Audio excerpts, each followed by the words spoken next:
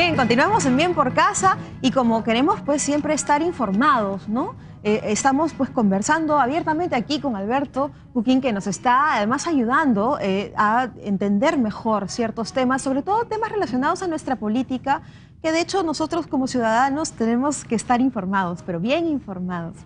Así es. Yo quería decirle a los amigos televidentes que efectivamente no es fácil gobernar un país, ¿ah? A veces muchos lo toman muy a la ligera, ¿no? Dicen, no, este presidente es malo, pero no se imaginan, yo que he estado tan cerca en las últimas décadas de mandatarios, y no como parte de un partido, sino como parte de un analista, siguiendo de cerca, yo he visto crisis tremendas, ¿no? He visto soportar crisis al doctor Alan García, claro, Alejandro Toledo, los he visto, es más, he vivido muy de cerca las sensaciones, los sentimientos encontrados. He visto hasta cómo sudan los mandatarios cuando saben que la crisis es muy fuerte, ¿no? Y no solo eso, sino que además nuestro país, digamos nosotros, los ciudadanos, por las características diversas que tenemos, somos un pueblo bastante difícil de gobernar también. Muy difícil porque además hay muchos problemas por resolver. El Perú no ha resuelto todos los problemas sociales, todos los problemas económicos, culturales. Nuestro país es tan grande, tan vasto, tan complejo geográficamente, que a veces resulta, digamos, muy controversial el debate sobre si el Perú puede salir rápidamente de subdesarrollo a país desarrollado. ¿Por qué? Porque hay una serie de aristas que no se contemplan todavía y que están en la agenda, en esa agenda político-social, ¿no?, y económica que tenemos. Sin embargo, hay avances importantes. Avances importantes, por ejemplo, la descentralización. La gente a veces se pregunta, ¿por qué Lima está muy centralista? No, ya se han hecho avances importantes con las regiones. Hoy tenemos una división política con regiones, 25 regiones, incluido Lima, donde la gente puede tener recursos en los gobiernos regionales que antes los administraba propiamente el Estado central. Hoy no, hoy hay una suerte de compartir. Obviamente que no todas las regiones están saliendo de su crisis. Acabo de escuchar al presidente de la región Huancavelica en un encuentro que ha habido con el presidente del Consejo de Ministros decir, señores, ya no nos miren como una región pobre, ¿no? Ajá. Sí, ya tienen que mirarnos como una región en proceso de desarrollo. En vías de desarrollo. En vías de desarrollo. Es un proceso largo. Un poco lo que nosotros también le pedíamos bueno, le pediríamos en estos momentos a otros países, ¿no? Que de repente nos están viendo todavía. Es exactamente correcto. Pero mira, por eso, cuando a veces los peruanos tomamos muy a la ligera los problemas que ocurren en el país, cometemos un gran error. Ahora, precisamente frente a este punto, ¿no? Y descentralizándonos, Paco dejó una pregunta que me parece muy importante. Cuando hablamos de la Defensoría del Pueblo, ¿no?, que además ha salido también el tema, digamos, frente a todo este problema que se ha suscitado, sería bueno también entender, digamos, qué hace la Defensoría del Pueblo, cuáles son sus funciones, ¿no? Y es importante saber eso también porque de repente están pasando muchas cosas y no sabemos a dónde acudir, ¿no? Exactamente. Yo para graficar rápidamente, ¿no?, voy a ponerme un caso. Yo el próximo año se supone que me tengo que jubilar, ¿ya? Cumplo 65 años y voy a jubilarme a través del Sistema Nacional de Pensiones porque yo no estoy en AFP. Como yo soy un viejo trabajador antiguo, entonces me quedé en la ONP, la Oficina de Normalización Previsional. Entonces yo sé que mi pensión me la van a tener que dar, que es exigua, no me va, digamos, no voy a recibir mucho dinero. Entonces voy a acudir a hacer mis trámites. De pronto, como ocurre para millones y miles de ciudadanos, vas a la ONP y la ONP te pasea. Y entonces te dice, venga dentro de un mes, venga dentro de 2 meses, venga dentro de 3 meses.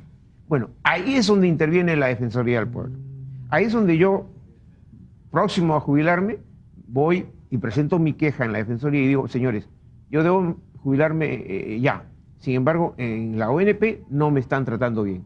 Entonces, ¿qué hace la Defensoría? Toma mi caso, inmediatamente oficia, notifica a la ONP para decirle, señor, tenemos conocimiento que el señor está siendo afectado en sus derechos con una entidad del Estado, que la ONP es una entidad del Estado. O sea, la Defensoría no interviene en casos de entidades privadas, solo con entidades del Estado. Entonces, y así puede ocurrir con los exfonavistas, puede ocurrir con muchas otras que ven que no se les va a atender sus reclamos, entonces acuden a la Defensoría. Por eso es Defensoría del Pueblo, ¿cierto? Ahora, muchos dirán, ¿por qué lo elige el Congreso y por qué no el pueblo? Claro, No, claro. Esa sería la Si interrogante. tiene que defender a mí, bueno, pues, la dinámica y la mecánica esa es la pregunta está, que ibas a hacer. ¿no es cierto? Claro. Está hecha que la Defensoría la tiene que elegir. Pues, bueno, el porque Congreso. en teoría, siendo consecuentes, nosotros elegimos a nuestros representantes en el Congreso y como ellos tienen nuestro voto, ellos lo hacen por nosotros, ¿no es cierto? Claro. Y ahora podría de repente modificarse, quién sabe, Mira, entrar dentro de la misma, junto con la elección ejecutiva, ¿no? De voto ciudadano, podría incorporarse. Pero la pregunta que se puede hacer el amigo que está en casa y que me hago yo es ¿por qué esta polémica? ¿Por qué se ha suscitado esta polémica entre bancadas por el nombramiento de la nueva defensora? Bueno, ahí es un tema bien delicado. Sí. Y tiene explicación más que nada política. ¿Ah, sí? Claro. No es una explicación legal ni legislativa, es una explicación estrictamente política. ¿Por qué? Este es un tema que se venía discutiendo en el Congreso de la República hace más de 2 años, para elegir a las personas que tienen que ser ya los titulares y no los suplentes. La Defensoría tiene al doctor Vega como suplente cuando renunció la doctora Beatriz Merino, recordarán. Claro. Entonces ella se fue al sector privado. Entonces desde ese momento había que nombrar un titular. Como les había explicado, en el Congreso de la República las negociaciones que hoy se le denomina y recuperando entre comillas malamente una palabra que en el pasado era usada muy peyorativa, que era la repartija, ¿recuerdan? Entonces se supone que esta vez hubo una repartija, es decir, un grupo político dijo, mira, yo pongo a este y tú me permites que yo ponga a este. En ese conjunto de situaciones, finalmente el partido Perú Posible planteó la necesidad de que sea su candidata la doctora Pilar Freitas.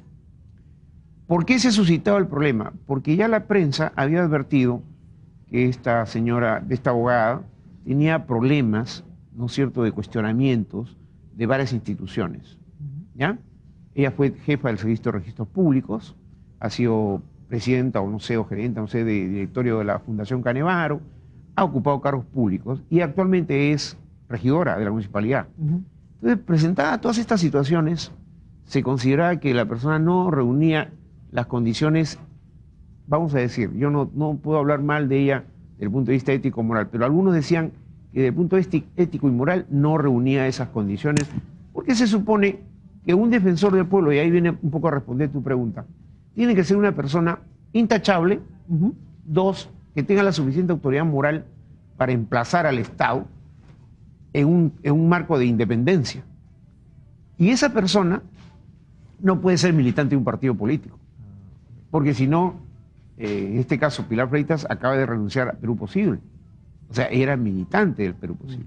Entonces, eso le ha restado probablemente algunos puntos y ha generado esta controversia. Tengo entendido, como les he dicho hace un momento, que Alejandro Toledo, el expresidente, acaba de comunicarse con un medio de comunicación para decir que le están pidiendo a la señora que se ponga de costado o decline, Claro. con lo cual la crisis, en ese caso, no sé del doctor Rolando Sousa qué pasará, pero en ese caso ya Ya hubo estaría un resuelto. pedido explícito, por lo menos, del jefe de su bancada, ¿no? Para que ella pueda... o de su ex bancada. El jefe del partido, en este caso, ha sido el del presidente, partido. claro, el presidente le ha pedido aparentemente eso. Pero claro, la exhortación vino del presidente Ollanthumala. Por supuesto. Bueno, nada, esperemos pues que entonces esta situación se resuelva en el corto plazo posible para bienestar de Sí. todos, tranquilidad de todos, porque de todas maneras estas aguas turbulentas no le hacen bien a nadie. Yo te diría que el otro día, justamente el día que hubo la elección, salieron muchos jóvenes a protestar. No eran miles, pero era un grupo de jóvenes que, mira, ahora en la actualidad las redes sociales tienen una una llegada influencia tremenda. importante. Esa fue una sí. convocación, no convocatoria vía redes sociales. Tú tienes tu teléfono, Sí. tu celular y marcas y dices, oye, nos vemos en la Plaza de Armas. Sí, sí, sí, sí, Y sí. todo el mundo va a la Plaza de Armas. Entonces hay que tener mucho cuidado con eso. Pero por tratarse de jóvenes, yo sí ahí veo un indicativo importante. La movilización ha sido de jóvenes, universitarios. Y yo creo que la juventud debe comprometerse más en la vida política. Sí. Ese es mi punto de vista.